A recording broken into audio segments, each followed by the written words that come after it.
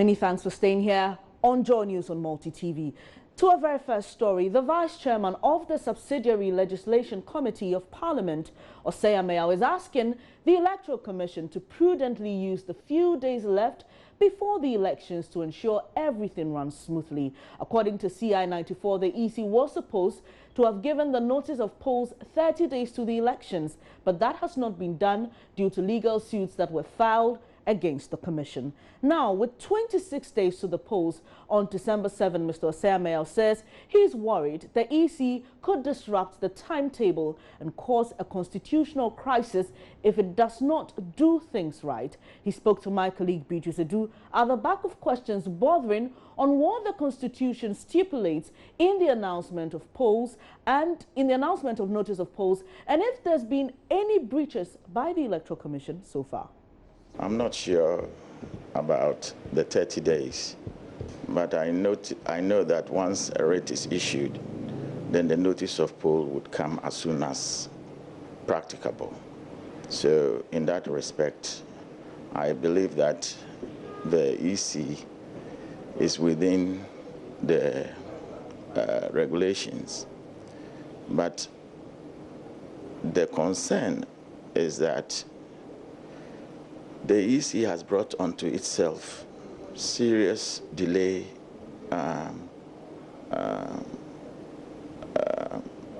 serious delay programs, in the sense that when the EC should have applied the regulations the way it was designed by giving the presidential candidates who submitted their nomination with some problems, instead of the EC doing the work within the time provided to the extent that she would be able to comply, or the nominees would be able to comply with the regulation. She didn't. And when they challenged within their rights, you see the EC also appealing. This was eroding time away from us to the extent that the High Court, the Supreme Court, had to come and save the situation.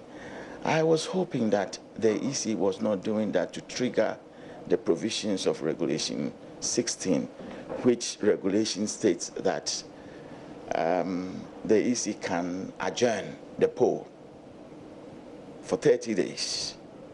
So the way the presidential process was going, it became clear to me that if the Supreme Court had not stepped in, the EC would have had no choice but to trigger the provisions of Regulation 16 to adjourn the poll for 30 days. Then we would have been in constitutional crisis, because we could not hand over on the 7th of January, because that would be the date that the election would be held. Now, my problem also is that the EC, when they were pushing for us to hold the elections in November instead of December, I don't know whether they had at the back of their minds the provisions of 16 and triggering that, so that it would have been November for parliamentary and December for presidential. But for you, that is not there. I hope that is not. But from what you're saying, I get the understanding that the EC, because of the fact that the court stepped in, the Supreme Court stepped in, EC is still within time not to necessarily trigger this provision 16 you're talking about. We don't know, and that is very, very dangerous for us as a country and as a people who are implementing the rules and processes of democracy. For me, now, as you said, things are beginning to pile up. Now we've now got all the candidates on the ballot. Now we want to know whether the time that the EC has would be enough for the EC in order to do things as required by the law, by the regulations. And if the EC cannot do that, then where are we getting ourselves in? What are we getting ourselves into? If you look at the rules that the EC seeks to apply, the EC herself or itself are not complying. So do you foresee trouble coming? I don't foresee trouble coming as a Ghanaian. In terms of delayed election and a possibility of a constitutional crisis? Of course. And that is why I'm saying, even though the EC has put in the provisions, the provision 16 or regulation 16, now the EC cannot trigger it. If the EC were to trigger it, then the EC will plunge us into a constitutional. So the EC will have to do it. But in so doing, would the EC give a level playing field, a balanced field for all the contestants to be able to get equal opportunity? Still on the elections, the Ghana Police Service says the tradition of persons using objects to form queues on election day will not be allowed in the upcoming elections. It has been the practice of some persons to use stones and stools to form queues either for themselves or relatives on election day. At a meeting yesterday, however, with some stakeholders, the Ghana Police Service warned against the act. Hannah Odami was there for Joy News. The practice of Ghanaians using stools and other objects, such as stones, to form queues for voting has been a regular feature in Ghana's elections. The objective from some busy voters is to maintain a place in the long queues, but it has been a source of confusion at polling centers on election days.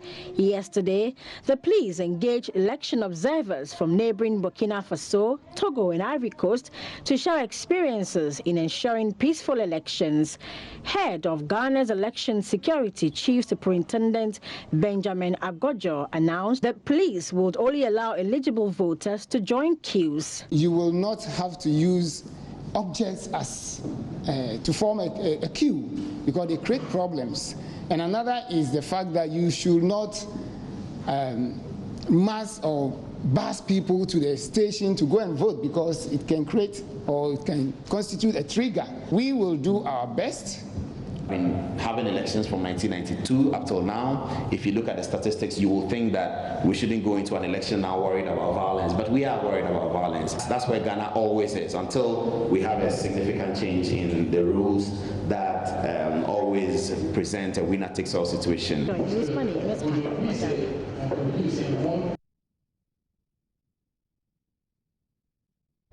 Now, the presidential ballot is now out, and these 7 candidates will appear on the ballot paper for the December 7 polls. The opposition New Patriotic Party and the ruling NDC have both maintained their 5th and 3rd positions, just as it appears on the parliamentary ballot paper. CPP's Ivor Greenstreet takes number 1 position, followed by the NDP's Nana Kunedu Adjaman Rawlings at the 2nd position. PPP's Dr. Papa Kwesi Indum is number 4. Edward Mahama of the PNC is 6th on the ballot, with independent candidate Jacob Osei-Aboah taking the 7th and last slot. Now, as these political parties take their positions to their supporters, they have begun ascribing biblical interpretations to their positions on the ballot to remind their voters when they get to the booth on the polling day who to vote for. For the MPP, number 5 means Revelation 5:5.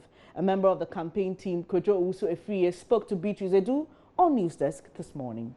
I have the message on this phone that I'm talking to you on.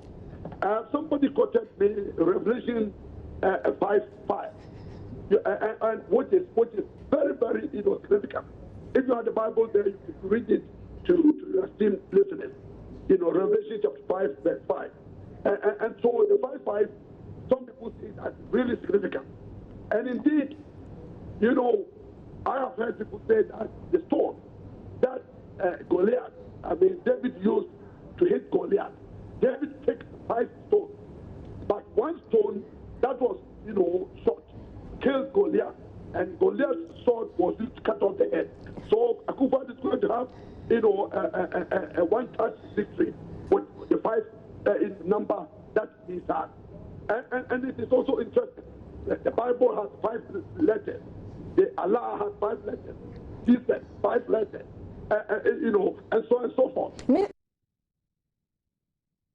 Well, the NDC's Fred Agbenyo says the book of the Bible, John chapter 3 verse 16, is the sure victory sign for the party. He also said John Mahama is the third John of the NDC, and it's surely a win for him.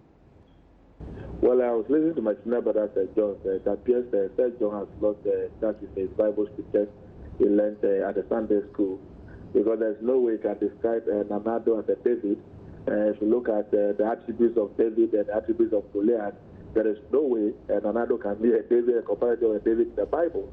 Nanado is a senior Goliath, the 8 is a Goliath for the fact that he has fought a number of wars.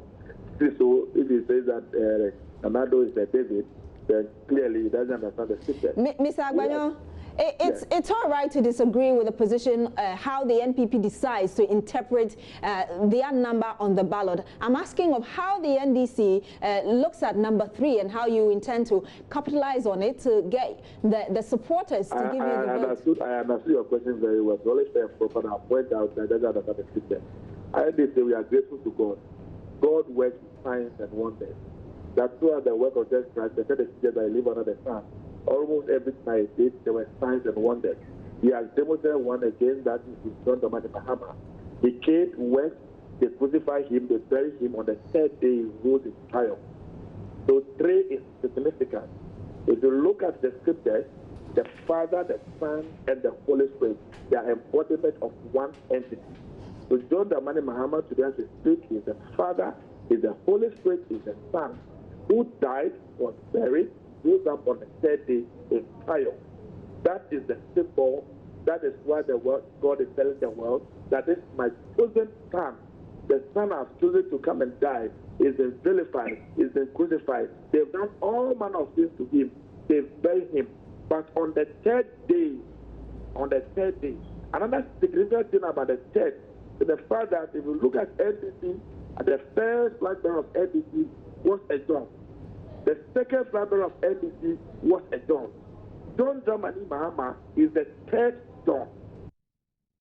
Some pretty interesting biblical interpretations. But if you get onto social media, Facebook, Twitter, and even WhatsApp, a lot of people are circulating their personal interpretation of the placements of these presidential candidates on the ballot sheet. Well, with 26 days to the elections, you'd expect that there'll be a lot of news in the election sphere or the political sphere. Let's still stay with election-related news. Be fair and firm in addressing all matters of cheating during the December election. That's the charge from the Christian Council of Ghana to the Electoral Commission. The General Secretary of the Council, Reverend Dr. Kwabena Opunifrimpong, mentioned this in his peace message to the nation ahead of the elections.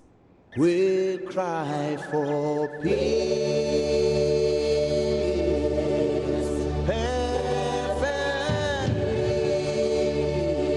peace. Lord, we cry for love.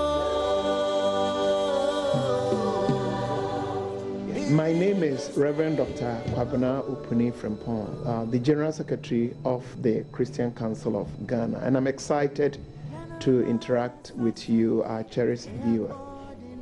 This moment, as a country, we have been blessed with opportunity to go through the process of electing leaders for our country. Now, leadership has a tremendous impact when it comes to development, growth, and building the future for those who come after us.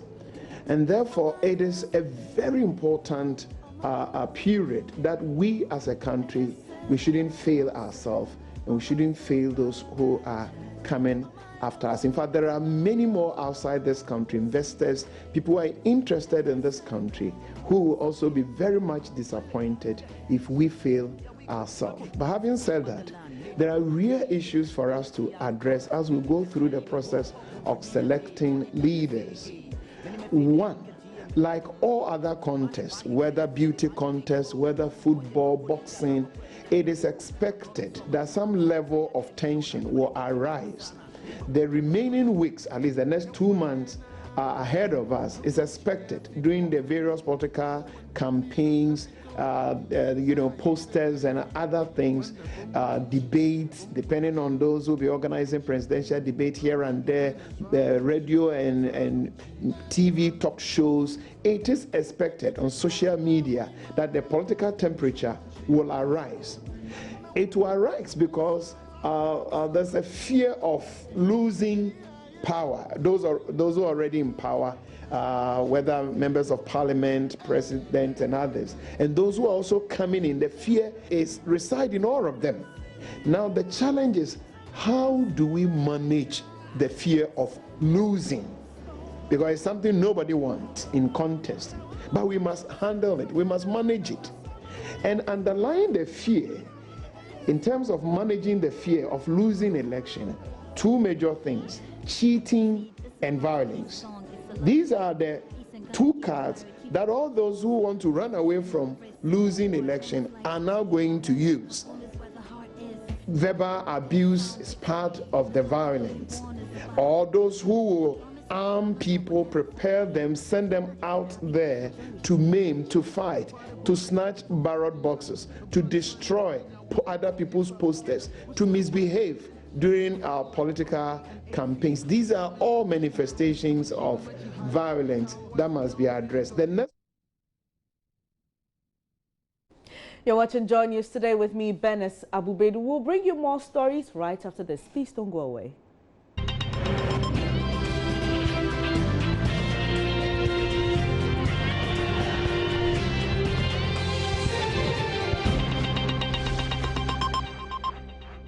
You're welcome back. Many thanks for staying here on Joy News on Multi TV. Still on election-related news, Vice President Christian Armah has praised outgoing U.S. President Barack Obama for his sterling performance as 44th President of the United States of America. Donald Trump won the race to the White House yesterday after a hard-fought battle against Democrat Hillary Clinton. But on the campaign trail in the Western region, Mr. Armah likened the NDC's parliamentary candidate in the Takwa Insuam constituency, Kwame Jokoto, and said the electorate there must vote for him and President Mahama to ensure speedy development in the area.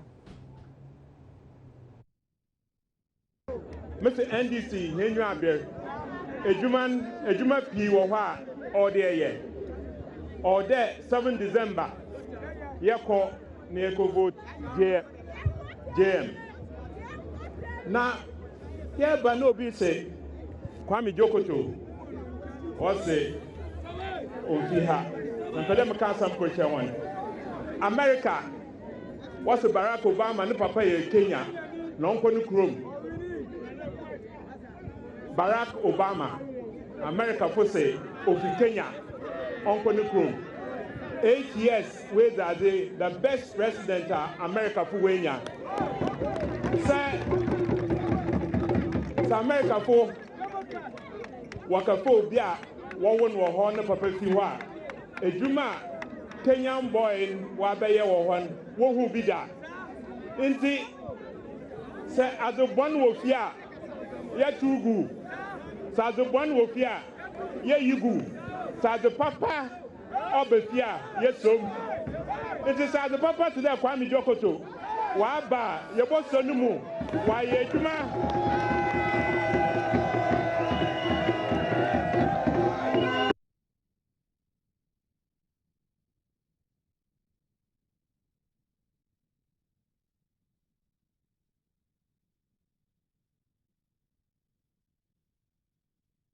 Now, barely 24 hours after getting clearance from the EC that he can contest in this year's polls as a presidential candidate of the PNC, Edward Mahama today is addressing the press. Let's watch what he said. After a congress in the Upper West region, Hassan Ayariga, who was a member of the PNC, a former flag bearer of the party, broke away from the party because of some disagreements, formed his own party, the APC. Now the APC is no longer in the race, and we all know that politics is about numbers. So now that he's no longer in the race, will the PNC extend an olive branch to Hassan Ayariga to bring him on board to make sure that the PNC cruises to victory? We did that after Congress. We asked him to come on board. We're not just targeting Hassan Ayarga and the APC membership. We are targeting members in NDC, MPP, all the parties, because, to be frank, you cannot win with just one party. And there are Ghanaians in all these parties that we are looking to convince that they've tried the rest. They now have to try the best, which is PNC and Edward Mahama. Yeah. So would you be extending an olive branch to Hassan Ayarga? My olive branch is to all Ghanaians who are listening to me and who have a vote. Not specifically Hassan Ayarga? No, my target is all Ghanaians, because Hassan Ayarga doesn't have enough members to make me president of Ghana. You need at least 4 million plus votes. So I'm looking to all Ghanaians. My constituency is Ghana. So my message is to all Ghanaians. So anybody listening to me on this program, if you are a young man, 18 to 35, you don't have a job, I'm your candidate. If you have a job but you cannot pay your rent for your house or your accommodation, your candidate is Edward Mahama. If you are a young man and you want to add value to your life, your candidate is Edward Mahama. We have ideas to help you be the innovator, the creator, the inventor that you are. So my constituency is to all of Ghana. Yes. Now, you talked about numbers. On the issue of numbers, in the 1996 election, you polled 3% of the total vote cast. Now, away from that election, in the subsequent elections, we saw a steady decline in the number of votes that you garnered at that election. This is your fifth attempt at the presidency. What makes you think that you can increase or possibly do better than you've done in the past, because you've not garnered even more than 5% of the total votes cast in all the elections that you've contested in? You are from Joy, right? Yes. 1996, when I ran, Joy was only one or so of radio stations, private news radio stations, or two. Actually, Joy was there, Gold was there. But today, do you know the number of radio stations there are in Ghana? So my message now has the ability to reach many more Ghanaians. And that is why I'm confident. I'm confident because, as you said, I contested J.J. Rawlings and Kufuor in 1996. J.J. Rawlings was given the nod. He became president for 8 years. I contested Kufuor and Mills in 2000. Kufuor got the nod and became president. It's my turn. It's my turn. And Ghanaians know that I can do a good job. Let me just tell you a simple thing about myself. I brought a car from Chicago, a Volvo car, 1989 model. I'm still driving it. 1989 to 2016 is 27 years. 27 years. Edward Mahama has taken care of a car, just an ordinary car. 27 years is still on the road. The nation is more valuable than a car. The nation is you. And I want to take care of you like I've done my car. You are in good hands. All Ghanaians will be in good hands in Edward Mahama's hands. They'll be in good hands because I'm a doctor. Ghana is sick. And when you are sick, you don't go to a lawyer or a communicator.